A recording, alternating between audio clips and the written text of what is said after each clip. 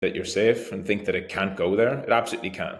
That was a nice reversal by Bitcoin. No reason why it can't go back down. However, if we go up, my second, which I don't know where I had drawn it, I think it was on this tether chart.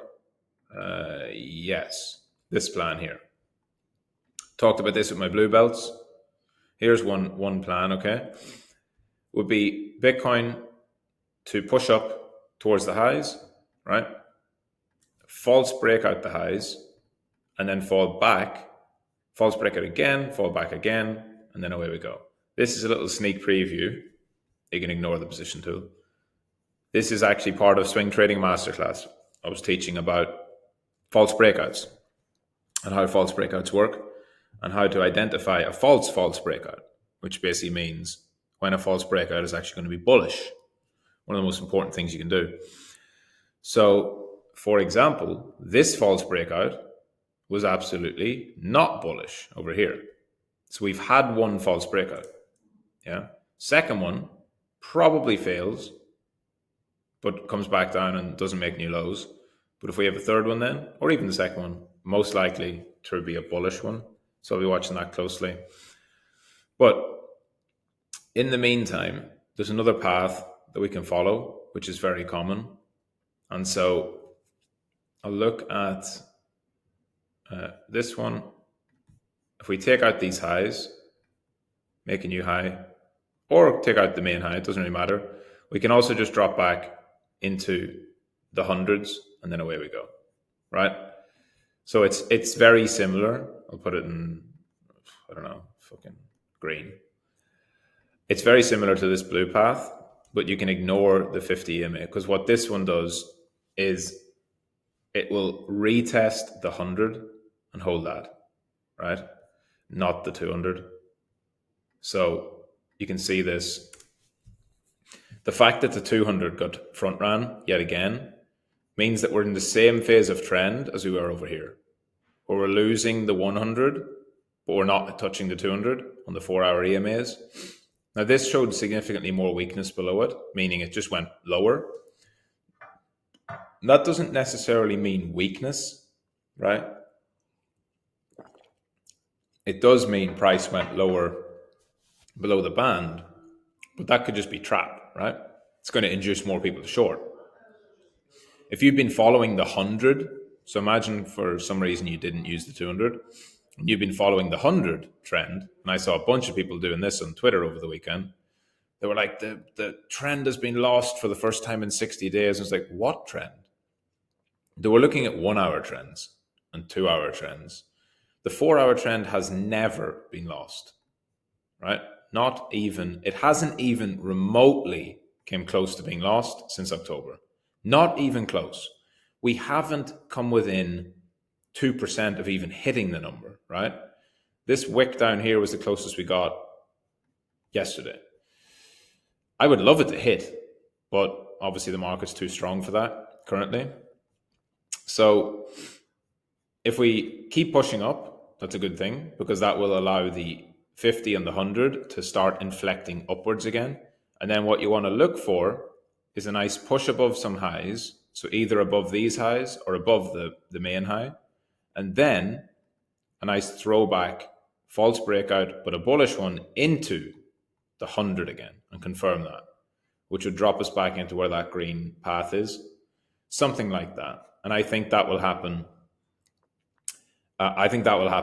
This side of Christmas, because we push up into here over the next few days.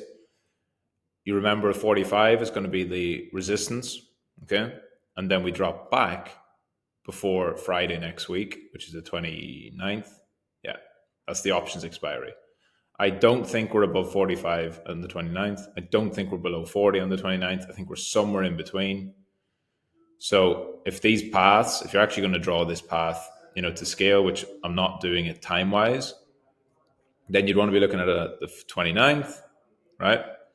Over here. At this exact moment, when the OPEX happens, I would expect Bitcoin to be like somewhere around there. Meaning the price is somewhere between 40 and 45, and maybe we moon off it.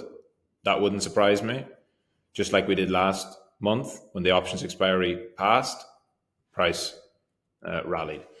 So when I draw these paths, they're never time specific unless I actually take the fucking time to draw it all the way across, which don't have time for that shit. So you understand. All right, that's it. GM. I would say, just to finish, everybody just remember that the market is highly emotional. That means people are over leveraged and people are buying at bad places. So far from being a bullish sign, what we've just done, I mean short term, there is absolutely every chance that we fully retrace this and we follow that first path I mentioned, right? Every chance, not that one. Every chance that we do this. Black line. 100% that can happen. So remember your plan, right? If you were in a trade, spot trade, long trade, whatever, and you didn't panic when I told you not to panic yesterday, but you wanted to panic, you wanted to sell, you wanted to short, you wanted to do all this stuff, and you chose not to, and you told yourself, I will wait for the bounce like a professional does, and I will assess the strength of the bounce, then now you should be considering, should I take profit, close that position, whatever it was, right? Because what we've done here is just leave an inefficient move. It's all green candles all the way up, gaps behind. So whether it's now or whether we take the highs, we're going to fill some of this back in. You can be sure of that. And you can be sure that your favorite altcoin is going to pull back then too. So don't be afraid to take some profit, pay yourself. Last thing. I want to look at Bitcoin and total.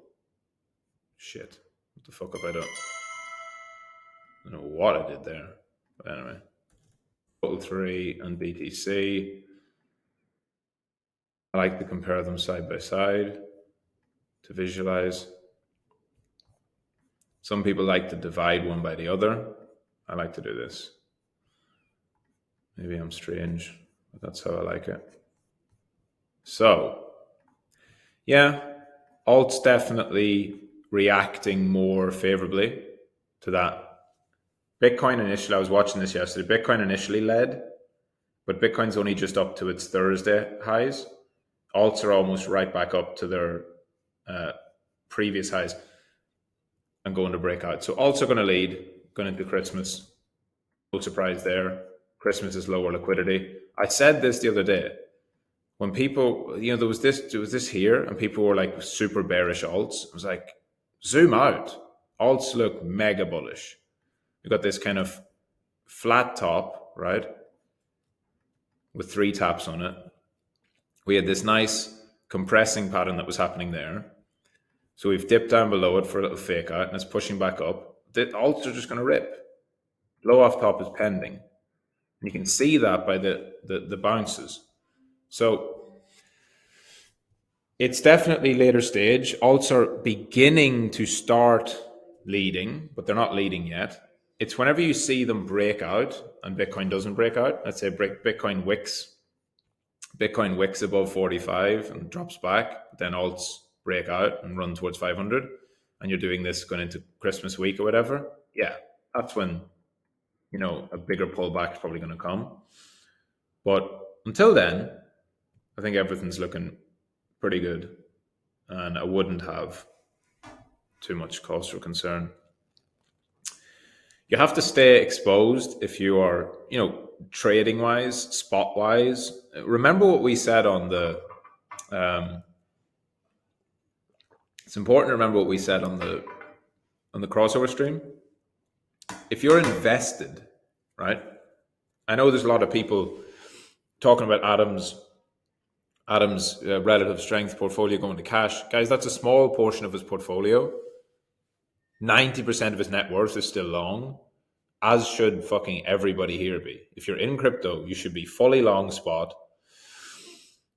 Not from these prices, but what I'm saying is if you've been in the real world for anything more than a few months, you'll be long crypto, because that's all we've talked about all year is being long. Buy Bitcoin. For me, it's Bitcoin. Other people like Ethereum, whatever, but it's just accumulate, right? And if you've got altcoins like AKT and some of the other alts that we talk about, again, long. You have to separate your trades from your investments. It's totally fine to take profit. Just like Adam's portfolio went to cash, I'm saying the exact same thing this morning, that if you waited for this bounce and the bounce is coming, you want to take profit now, do it, right? But the majority of your positions should be spot and should be long. And so if you're taking spot profits on your long-term holdings, you better have a good reason to suspect that there's a significant correction coming, which again is fine, right? I wouldn't be against people taking profits going into the ETF or around the ETF with the expectation that the market probably pulls back 30, 40, 50% for alts after it. That can happen. But also don't forget that your positioning that you've got in, right? If you've got in lower, if you've got in AKT below $1, below 60 cents, you can't get that positioning back, right? So be very mindful of not taking your entire profits out whenever most of these projects, whenever the fucking AI bubble pops or blows up, and whenever the bull run really gets going, these are going to all-time highs, quite easily. These are very, very early stage trends. And so don't confuse short-term tactical profit taking with your longer-term vision. Your goal should be get more money, accumulate more cash, and buy more spot in the next few months whenever we do get a correction. Yeah. So make sure you separate trading from investing. All right, GM. I'll be streaming later today. I'll be streaming at 7 p.m. UTC. GM.